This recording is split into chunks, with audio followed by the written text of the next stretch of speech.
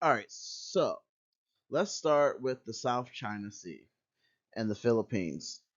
The Philippines have dealt with a lot of different conflicts that are just minor incursions in their area.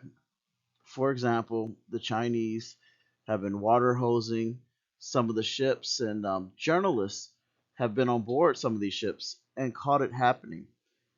There's been all types of issues to the point where the Philippines had one person who didn't want to aggravate them, and he was elected out of office, and then another person came in. Now, I didn't want you to take my word for it, so I really believe that our paper journalists, the ones that write the newspapers, the ones that you see on the ground, are extremely important. So I took various news article clippings to put it together because I want to support those people who are doing the work, but I also believe that government websites and government information is credentialed and important too. So if you see, this is a DoD news article where it talks about the Secretary of Defense Lloyd J. Austin III welcoming the strengthening of ties between the U.S. and Philippines as he met with Philippine Defense Secretary Gilberto Teodoro Jr. in Jakarta, Indonesia today. Okay, discussing recent provocations by China during the meeting in 2023.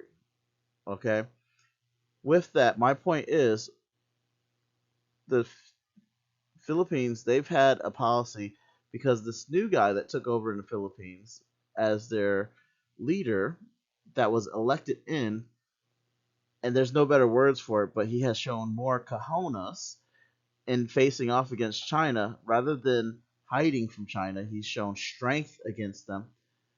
And they've done things like they have an active military or active ship in their roster that they crash landed into a place so that it stayed on their active roster.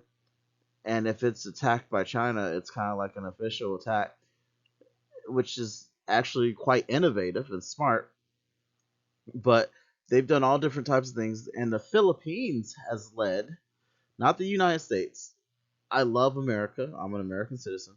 But the Philippines has led this shoulder to shoulder alliance with the United States, other countries in Asia, some Australian people, and they've led this front to stand up against China and prevent bullying because they said we're tired of the bullying in this area of the water, and they still get confrontation to the point where China has said, you know what, we've bullied them so much, so we're going to stand down. But then China ramps it up again, and it keeps going back and forth.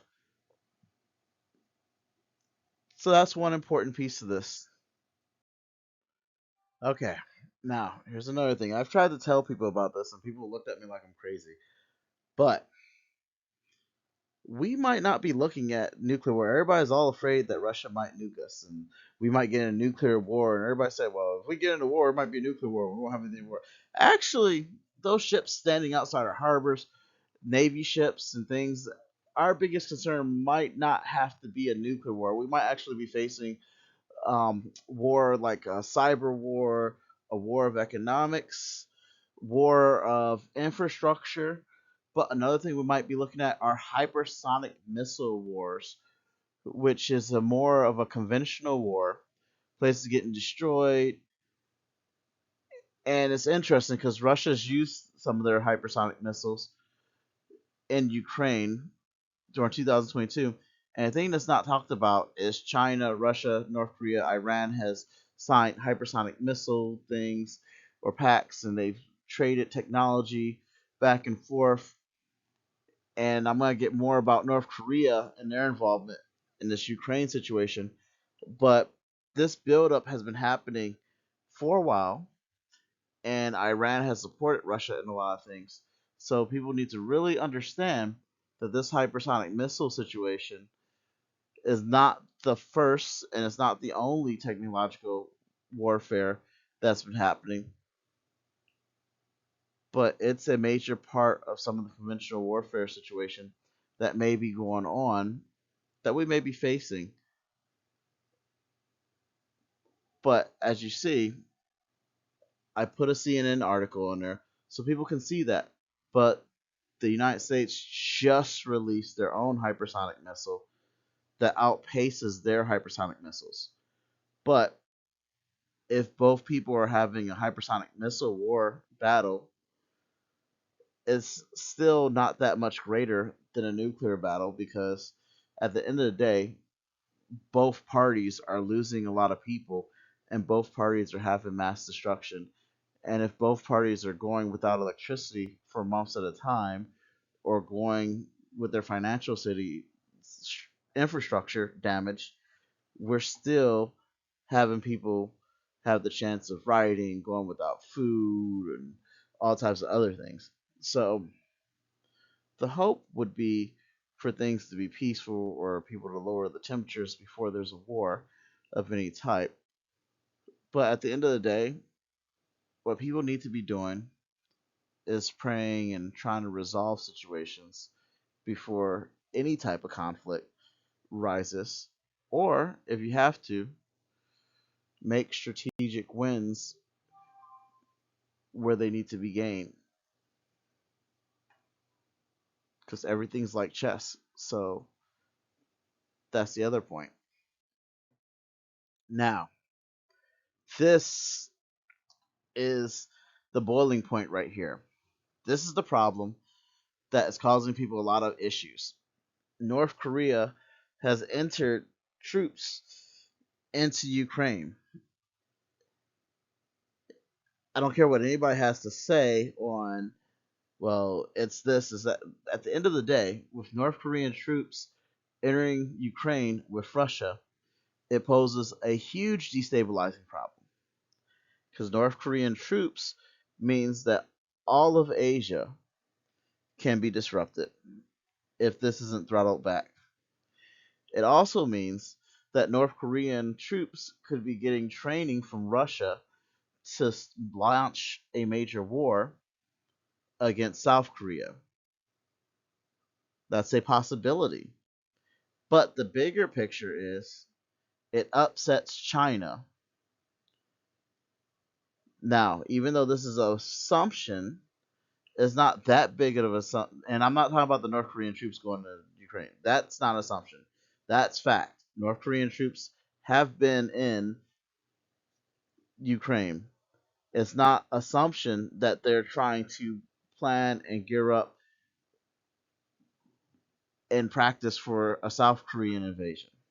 Whether they do it or not is a whole other story with South Korea.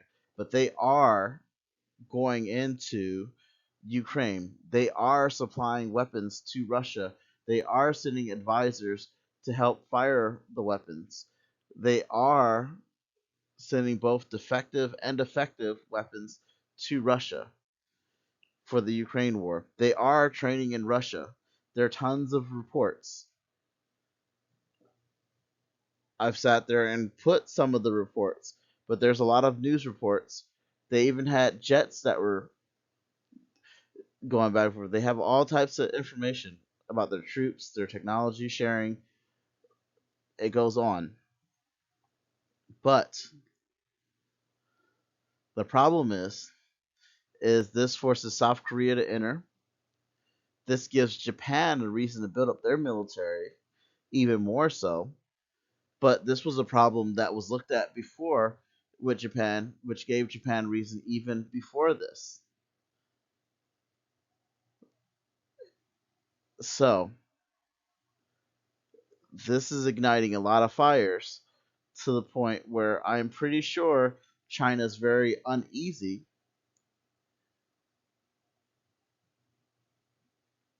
and they've had to have some type of discussions or discussed with this, or some type of upset or uneasiness with the situation.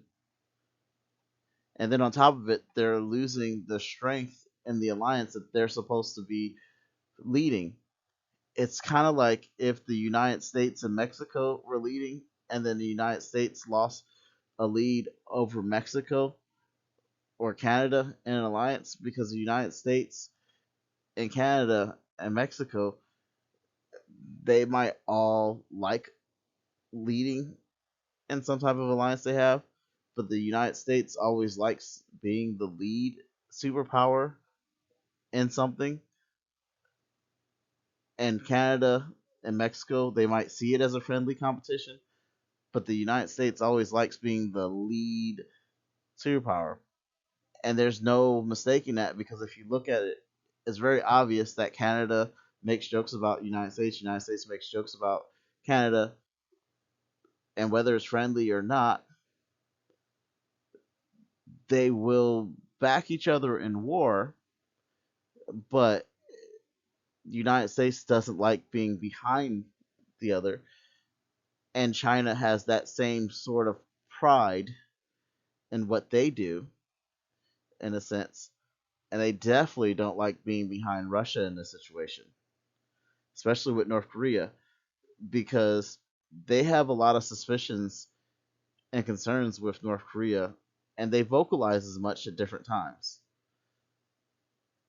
They just haven't vocalized it as loudly, but there's different rumblings about it.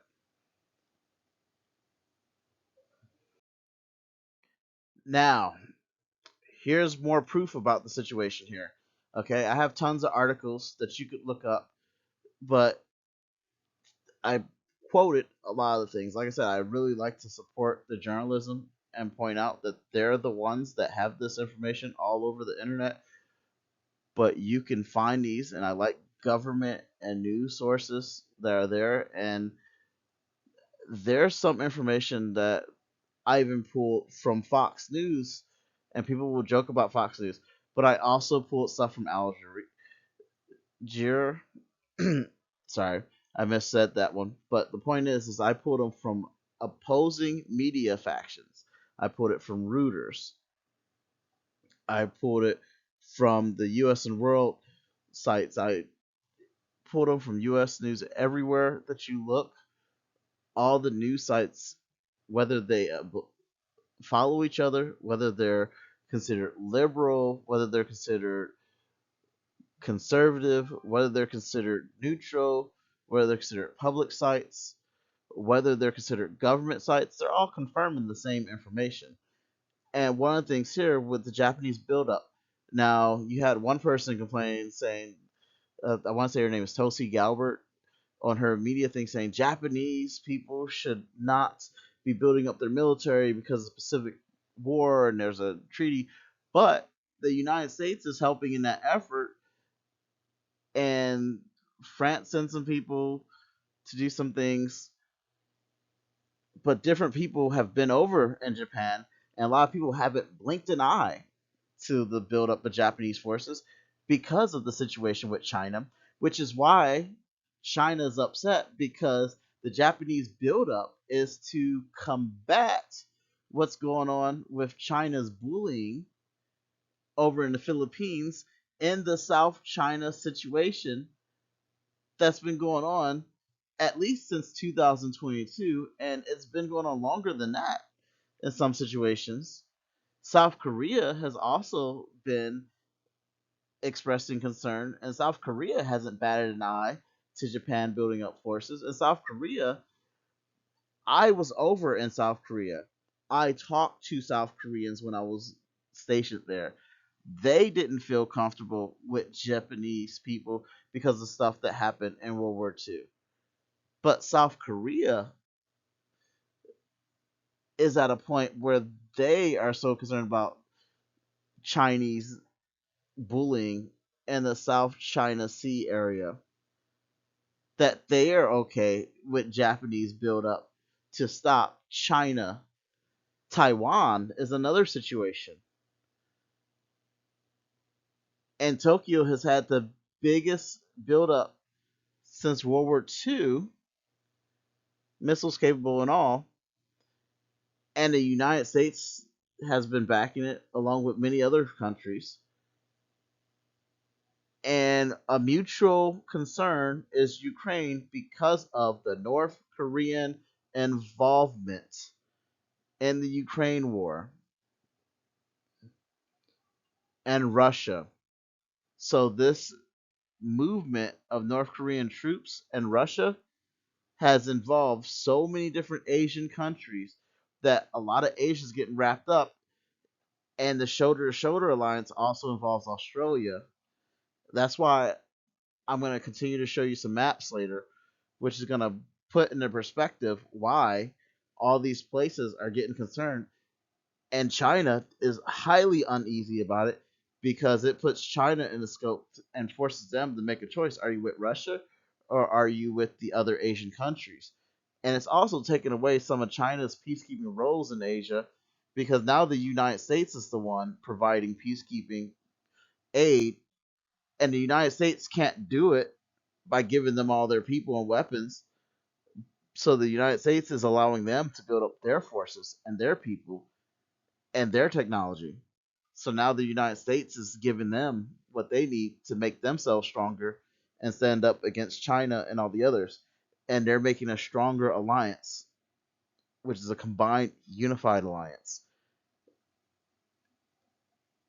And they're actually becoming combined commands to stand up against the Ukraine and the Chinese threat, which is making China squarely in the middle of the situation because of what Russia's doing. And here you have it. Once again, journalistic articles point out that since the beginning, Iran has been aiding Russia in this Ukraine situation. There's not much else to say. And if Iran is aiding Russia, you already know where Israel's going to fall because Iran and Israel are arch nemesis. But since that, there's been that whole attack in Israel. So Israel has been kind of like hobbled a bit. But with that being said, Israel's not going to be down for long, and sooner or later they're going to pick a side, and then the rest of the Middle East is going to be dragged one way or the other, and then all types of other things. So the Middle East is going to be ignited, and that's going to pull all of Africa. And I'll show you some maps later to show you why this is important, which is why it's bad that Iran gets pulled in at any state. So Russia should really be thinking about that, but it's bad that Iran is getting pulled into this. Very bad. All right. Remember when I said uneasy situation for China? Here is more evidence, very much proof that China's in an uneasy situation. I could go on forever about this, but I prefer for you to see it right here. that there's just a lot of dilemmas that China has to face. But will China step in and say anything, or will they stay silent? Because China could just stay silent and silently disapprove. Because if they did that, they could get away with it. But their enemies or their people who are not their allies are just going to continue to build up forces, and they're going to continue to disapprove of that. But U.S., our department, State Department, was the ones under Biden, whether people like Biden or not. They were the ones that let China know that Korean troops were there, and China still had some conflicts of saying we don't know if the North Koreans are actually there or not. And then after some investigation and some confirmation, they realized this was that happening, and they did mention they don't like it, but there's not much they've really done about it. Since there's not much they've really done about it, it's a problem. And like I said, we got tons of information from multiple reports all over the web, not just one. Don't want to focus on one. Don't want to focus on YouTube and all this other stuff. I'm not saying that YouTube bad, reports good. I'm pointing out you have reporters on the ground seeing this. You have firsthand accounts of witnesses videotaping their things. So this stuff is in the news all over the place. You can just look at it and find it. So you really need to be paying attention to what's going on. It's happening right in front of you. Now, Australia and New Zealand are some interesting places because Australia, New Zealand, maybe even Indonesia and a few others. Australia is kind of far off. So support from Australia, and I'm gonna make this analogy really bad, but if you've ever played Risk, you'll know that having that isolated chunk of land, kind of like chess, having that little spot off and being able to get them from far back, or if you're a sniper and you get them from far off and they not seeing you, being able to see you coming, that's a huge advantage. So Australia kind of has that nice little advantage of being that far off land with a large land mass that's able to hit off on our gears and get to both the Middle East, Asia, and Europe. So Australia is actually a strategic piece of land, and that's the thing that's interesting. They actually could get into the South China Sea and get back, and they've been supporting Ukraine. So the government of Australia, given their support, that's a huge piece of alliance and a huge piece of real estate and a huge chunk of power that's on the ally side for the UK and Europe and all that team. That's like an entire continent of power amassing towards that side. So then that entire section is there, and they're definitely dedicated to helping out South Korea, Ukraine, Philippines, and they're part of that shoulder to shoulder alliance.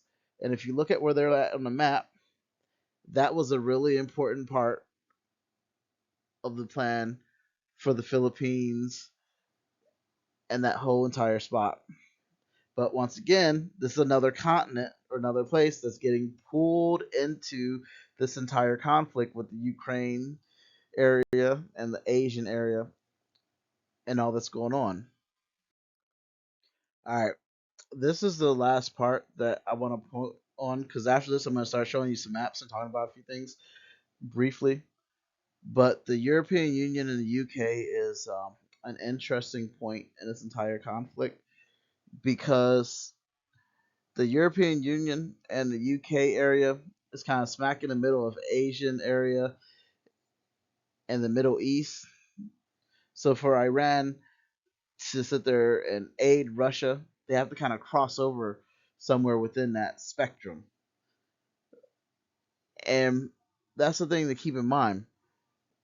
United Nations and NATO, they don't like the whole Russian situation and the Ukraine situation. And the European Union and UK, they are supportive of Ukraine, and they don't like what Russia's doing. And not only do they not like what Russia's doing, they don't like what happened with Crimea, and they don't like the moves that Putin is doing. So they've been against Putin from the beginning for a long time. So this whole situation with Putin is causing a lot of problems, is destabilizing Europe. But then on top of it, they already have aims to get involved with different parts of Asia. And the Middle East is actually called Southeast Asia. But now that North Korea is in there, that hyper extends even more so their reasoning, rationale, and want to get involved with Asian conflicts and situations, which is making China even less in charge of Asian politics and geopolitical spectrums. So, you know how English is one of the base languages for business around the world, and even though China will learn things like English and Mandarin, Mandarin is one of the languages around Asia that you can know, and you can use that all around Asia, which shows the influence of China. China has been highly influential around all of the Asian area. But what's happening, it's kind of like somebody being in your home, and then because your child lied about something, now CPS is there and all these other people are there, but nothing actually happened. But in this case, something actually did happen because North Korean is getting involved in Russian politics over in Europe, and now China has all of Europe getting involved in their stuff. So now China has people involved in their door, in their house, outside agencies looking in, and they don't want it. But they're staying silent to some extent. But who knows whether they're going to strongly condemn what's going on with North Korea or not. But this whole situation is a powder keg waiting to happen. And it might not be nuclear bombs, it's going to be conventional warfare. It's going to be multiple countries getting in proxy wars with North and South Korea and places in Asia, and proxy wars with Ukraine, and financial state destabilization and heavy conflict. So, my question is, and this is not a negative thing, what is Donald Trump going to do to stop all this stuff? And if Kamala Harris won, I would be asking, what is Kamala Harris going to do to stop this? I don't care who the president is. I would say that what we need to be doing is praying for whoever the leader of the free world is to have guidance to navigate all this, because this has the potential to explode beyond comprehension and drag all of Asia into a major war and pull everybody else into a war. But it also says in the good book that there will be wars and rumors of wars. So I say, rather than get stressed and sleep with anxiety, pray, read your word, think about things before they act, find reasons to be thankful, and just simply do what's right.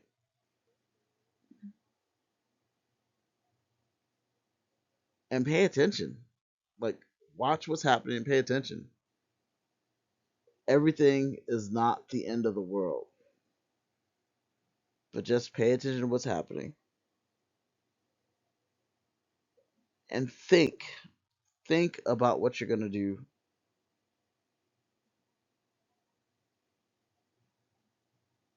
because there's a lot happening, but this isn't the first time things went and got unstable either.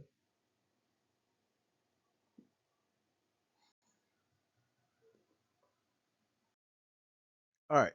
So, looking at the geopolitical spectrum, when we talk about places like the Middle East, we're looking at places such as Morocco, Algeria, Tunisia, Libya, Egypt, Lebanon, Israel, Turkey, Syria, Jordan, Iraq, Saudi Arabia, Yemen, Bahrain, Kuwait, Qatar, United Arab Emirates, Oman, Iran, Turkmenistan, Uzbekistan, Afghanistan, Pakistan, Tajikistan, and I know we can go on because then we can talk about how India impacts that, how China and Russia impacts that. We can talk about how all those places are impacted.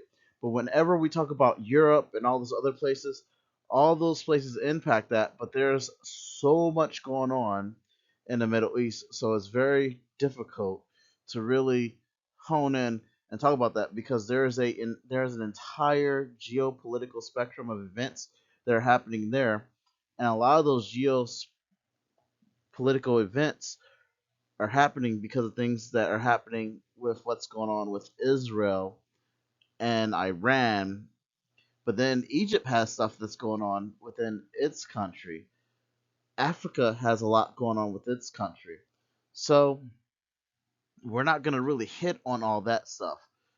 But what I will say is some of the stuff that's happening in Ukraine is being impacted by things that are happening with Iran contributing stuff to Russia's effort. So the Middle East is getting sucked in, and if Iran is getting sucked in, then that means that Israel is going to be sucked in a little bit because Israel is already dealing with some conflicts and some challenges with Iran, and the stuff that's going on with all of their conflicts and their baggage is going to pull them in. Africa's another place where you gotta look and ask questions because Egypt's gonna get involved, and then there's some places that might be involved that are connected to the Middle Eastern countries, and you don't know what alliances in Africa are connected with those Middle Eastern countries. So that's a huge other spot where it's just a big question mark of what's gonna get pulled into war and what's not gonna be. So some places are active and some places are not active. So this is just a big question mark to ask. Well, who's going to get involved and who's not going to get involved? I'm not going to make assumptions, but I'm going to point out that people need to start asking these questions and not get worried about it. Maybe pray about it, but think about it. Israel is tied up with a lot of stuff right now, but being that Iran is already participating in some stuff with what's going on in Ukraine, they're also tied up in the other thing that's going on in Israel, which the world already knows. And there's arguments about a two-state solution, and Donald Trump is already proposing what he's going to do and what he's not going to do to try and resolve what's going on in Israel.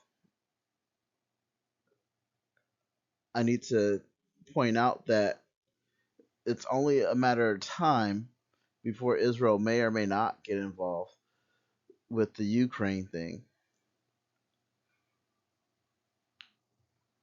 The fact that Iran is participating in with what's going on with Ukraine, and Iran was giving praise to the attack that happened in Israel, it points out that there may be a shot that Israel may be asking questions about whether they're going to support Ukraine, given that they are facing violence in their state because of these same actors. But that's the thing for people to think about when they're looking at geopolitics. When you think about how involved the Middle East is, when one country's connected to doing something in Ukraine, and then something's happening in Israel, it's only a matter of time before the others get connected. And it's interesting that Russia's involved in so much. So I'm not really going to, once again, speak on all that. I just wanted you to see the maps so you understand how these places, just by being in proximity to each other and Ukraine, are affected by the situation. I mean, you have to understand all the stuff that happens over there in Europe. I mean, it affects all of them. And that proximity, I mean, imagine if your neighbor across the street was being attacked by somebody, would it not affect you? And if somebody in the house next to you was supplying arms and they were getting shot, even if it's miles away, if you're just a few heartbeats away from you, would it not affect you? You need to understand these people are on the same continent. And if they're firing missiles and bombs that can devastate entire segments of that continent, then that means it's going to be near them. It's like there being a war in California and we're in the state of Virginia. It's going to affect us in the state of Virginia if we're having a war in California. And something's going to come here to Virginia. And that's what's happening over there. This war in Ukraine is smack dab in the middle of Asia and Europe and the Middle East. And Africa is the only one that might be kind of removed, but because some actors have alliances in Africa, Africa might get sucked in, and that's the key note to take away. This might drag all of them in, especially with North Korea getting involved.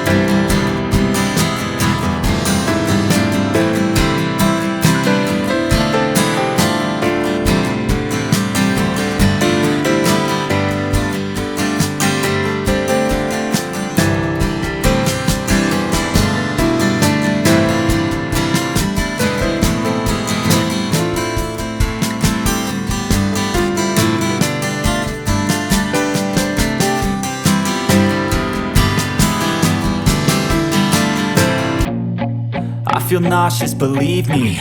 Never had a lot of shit come easy. Had to work hard, struggle just to be me. Had to rise up just so they could see me. Did what I had to do just to feed me, and what was left over I put towards my dreaming. But the only thing in life that has meaning are the things you gotta work for, believe me. Take into your hands a plan, your own hands can land your own brand, and damn, I feel like no one takes accountability. They want the credibility, convincingly unwilling to put in the fucking hours it takes to get some power. Don't be fucking sour, take a cold shower, scream until you're louder, work until you're prouder, and fuck all the doubters, they're just fucking downers. I swear to God they all let me down. I always fought just to wear the crown. I'm pissed off at these fucking clowns who were all taught they deserve an ounce. It's only worth it if you work for it. It's only worth it if you work for it. I won't stop till they hear me now. I won't stop till I wear the crown.